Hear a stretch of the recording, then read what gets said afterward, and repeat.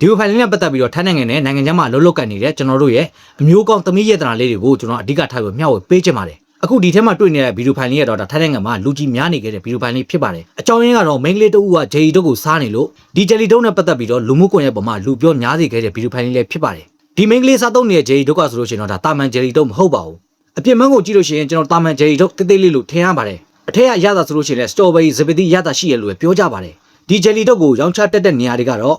ထိုင်းနိုင်ငံမှာဆိုလို့ရှိရင်ကျွန်တော်ညဘက်ဆိုလို့ရှိရင်ကလက်ရှိရဲ့နေရာမျိုးတွေပြီးလို့ရှိရင်လူစီကားတဲ့နေရာမျိုးတွေလူတွေစုဝေးပြီးတော့ပျော်တဲ့နေရာမျိုးတွေမှာဒီလိုဂျယ်လီတုပ်တွေကိုဒါအထူးအာနိသင်ရှိတယ်စိတ်ခံစားမှုကိုပြောင်းလဲစေတယ်ဆိုပြီးတော့ဒါဆွဲဆောင်ပြီးတော့ရောင်းချနေကြတဲ့ဂျယ်လီတုပ်လေးလည်းဖြစ်ပါတယ်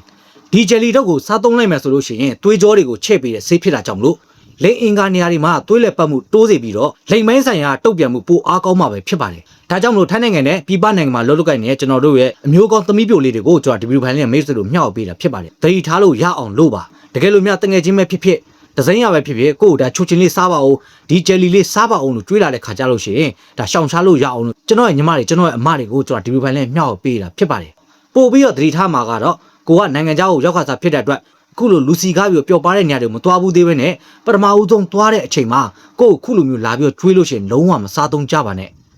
ပြီးလို့ရှိရင်ဒီဟာကိုလည်းငါသိရဒါဆေးဒါမဟုတ်ဘူးဆိုတော့လေကိုကချက်ချင်းပဲညင်းလွတ်ပါတကယ်လို့ဘလို့မမရကိုအတင်းနေကျွေးနေရဆိုရင်ဒါကိုယ့်ရဲ့တငယ်ချင်းတွေဒါမှမဟုတ်ကိုဘေးနာရှိရလူတွေဒါမှမဟုတ်လို့ရှိရင်ဘယ်သူမှမပိုင်တော့မှကိုယ့်အောင်ကိုထွက်သွားလိုက်ပါအဲ့နေရာနေပြီးတော့ဒီဘန်လေးကိုကျွန်တော်ညီမတွေအမတွေအတွက်ကျွန်တော်လာရောက်ပြီးမျှော်ပေးတာဖြစ်ပါတယ်ကျွန်တော်ပြပြခဲ့တဲ့အကြောင်းလေးနဲ့ပတ်သက်ပြီးတော့ကျွန်တော်အမတွေညီမတွေနားလည်မယ်လို့ကျွန်တော်ယူဆပါတယ်ဒီလိုဖိုင်တော့ပါတဲ့မင်းကလေးကတော့ဘလို့ရည်ရွယ်ချက်နဲ့စားနေလဲဆိုတာတော့ကျွန်တော်မသိပါဘူးသူ့ဘောင်သူဘလို့ရည်ရွယ်ချက်နဲ့ပဲစားဘလို့ကြောက်မှစားသုံးကျွန်တော်စိတ်ဝင်စားပါဘူးကျွန်တော်စိတ်ဝင်စားတာကတော့ကျွန်တော်တို့ရဲ့ပြည်ပနိုင်ငံကိုရောက်ရှိနေတဲ့ကျွန်တော်တို့ရဲ့သမီးပြိုလေးတွေအတွက်ပဲကျွန်တော်စိတ်ဝင်စားဖြစ်ပါတယ်ဒါကြောင့်မို့ကျွန်တော်ဒီဂျယ်လီတုပ်လေးကိုဒါမိတ်ဆွေတို့လာရောက်ပြီးတော့မျှော်ပေးရခြင်းဖြစ်ပါတယ်တကယ်လို့နားမလဲသေးဘူးဆိုလို့ရှိရင်လည်းကျွန်တော်ကွန်မန့်ဘောက်လာရောက်မေးမြန်းနိုင်သလို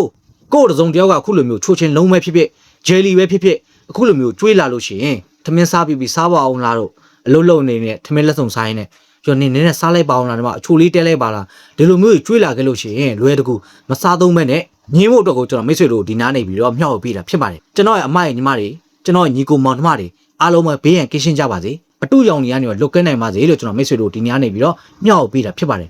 နောက်ဆုံးကြောင်းအသေးသေးသိရှိနိုင်မှုတဲ့ကျွန်တော်ကောင်းလေး follow လုပ်တော့ပေးခဲ့ပြီးတော့ဒီကြောင်းလေးနဲ့ပတ်သက်ပြီးတော့လည်းမိတ်ဆွေတို့ထင်မြင်ကြလို့လည်းကွန်မန့်ဘောက်ရေးတော့ပေးခဲ့နိုင်သလိုကျွန်တော်တို့ရဲ့တန်မိုးရှိတဲ့မင်းမပြုတ်လေးသိရှိအောင်လည်းဒီဗီဒီယိုဖိုင်လေးကို share လုပ်တော့ပေးခဲ့ကြပါအားလုံးကျေးဇူးအများကြီးတင်ပါတယ်ခင်ဗျာ